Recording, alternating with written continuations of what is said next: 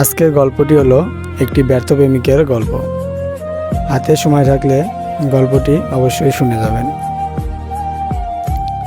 একটি কলেজে একটি ছেলে এবং একটি মেয়ে, তারা একই ক্লাসে পড়াশোনা করত। পড়াশোনা করাকালীন দুইজনেরই হঠাৎ কলেজ লাইব্রেরিতে দেখা হয়। তারপরে তাদের মধ্যে একটি ভালোবাসার সম্পর্কে জড়িয়ে পড়ে। ভালোবাসার সম্পর্কে জড়ানোর পরে মেয়েটির বাবা হঠাৎ করেই অসুস্থ হয়ে পড়ে। মেয়েটির বাবা মা অনেক দরিদ্র ঘরের ছিল। মেয়েটির কাছে এমন কোনো টাকা ছিল না যে তার বাবাকে ভালো একটি হাসপাতালে নিয়ে চিকিৎসা করাতে পারে। আর যে ছেলেটির সাথে তার রিলেশন ছিল, সে ছেলেটি প্রায় ধনী ছিল।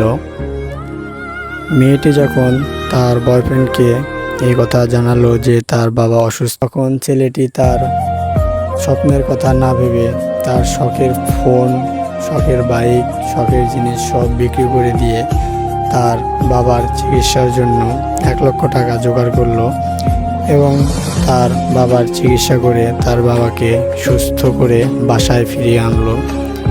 বাসায় ফিরিয়ে আনার পরে ছেলেটি যখন তার মেয়েকে বিয়ের প্রস্তাব দেয়, তখন মেয়ের বাবাটি ছেলেকে বলে উঠলো, তুমি কি করো, তুমি একজন বেকার, সে বিয়ে দেবে না। তারপরে এক সময় মেয়ের বাবাটি ছেলেকে বলে বসলো যে তোমাকে আমি 3 মাসের সময় দিলাম, তুমি যদি কোনো কাজকর্ম করে নিতে পারো তাহলে আমার মেয়েকে তোমার সাথে বিয়ে দেব।